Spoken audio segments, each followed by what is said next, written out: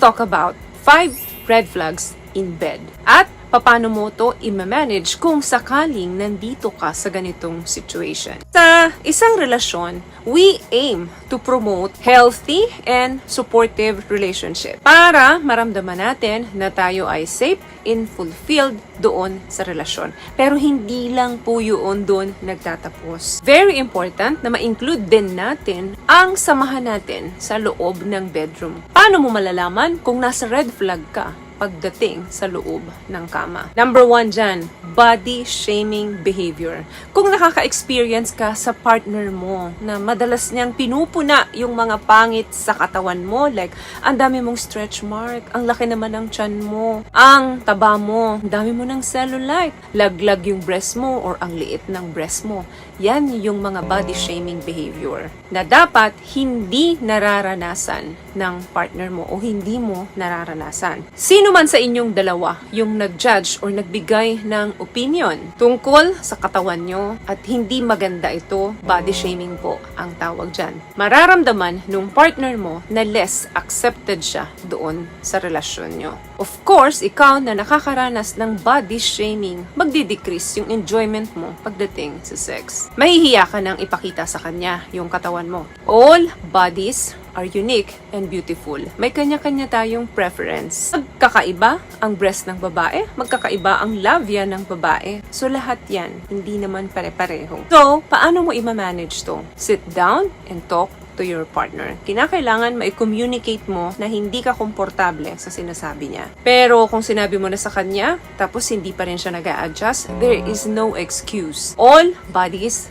are good and your natural one deserve respect. Number 2, yung pinipressure ka niya o dinidisrespect niya yung boundaries mo. Open communication about what you enjoy pagdating sa kama is very important. Kailangan alam niyo pareho kung ano yung ini-enjoy ng partner ninyo at kung ano yung hindi. Para ma-ensure ninyo na kayo ay safe sa feeling nila. Pag yung sexual o romantic partner ninyo ay pinipilit kayo na gawin yung gusto nila pero alam niya na ayaw mo, ipilit niyang hingin sa'yo kahit alam niyang hindi ka pa ready, sexual abuse po yan. Gusto niyang makipagtalik sa'yo pero ayaw mo, form of abuse pa rin po yan. Kahit na girlfriend mo siya, boyfriend mo siya, or kahit asawa mo pa siya. So ano pong dapat niyong gawin? Sabihin niyo ayaw ninyo. Hindi pwede. Kung sasabihin niya naman kanina okay na, 'di ba? Payag ka na, tapos ngayon ayaw mo na. Lahat tayo ay may karapatang mag-change ng mind. So, feel empowered to say no.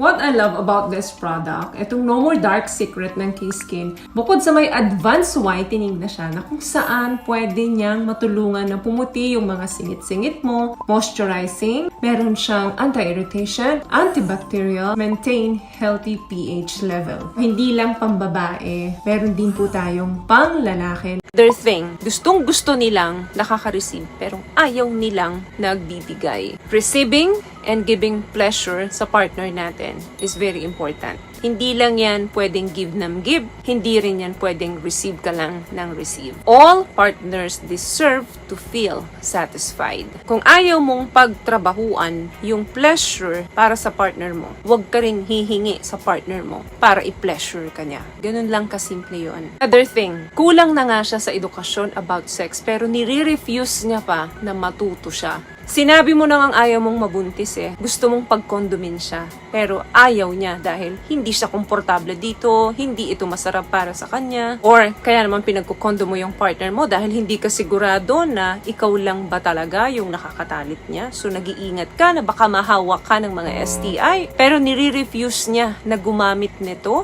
dahil mas masarap nga daw para sa kanya ang walang condom. Pag ganito, red flag na yan. Kung ayaw niya mag-condom, kailangan magpakita siya sa iyo ng certificate na negative siya sa lahat ng sexually transmitted infection. Kailangan i-prove niya yun sa'yo doon sa sarili niyang pamamaraan na maniniwala ka sa kanya. At ikaw lang ang pwedeng makapagsabi kung na-convince ka niya or hindi. Kapag nagalit naman siya sa'yo dahil pinupush mo na magpa-doctor siya, isa lang ibig sabihin yan, hindi pa siya mature enough pagdating sa sex. Kung sa tingin niya ay iniinsulto mo siya dahil doon sa mga proposal mo, hindi mo na yun problema kasi ang nagmamatter dito is yung health mo.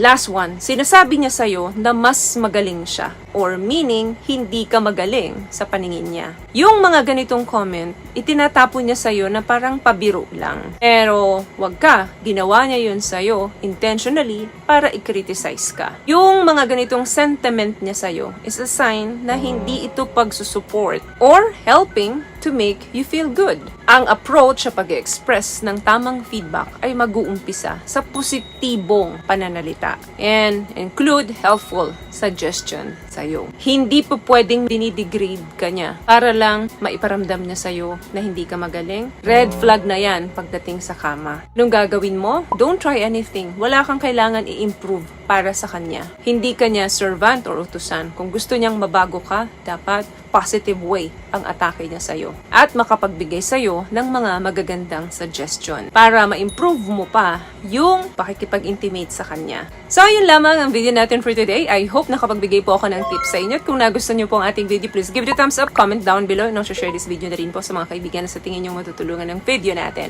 Once again, palagi po kayong mag-iingat at palagi po kayong manalangin.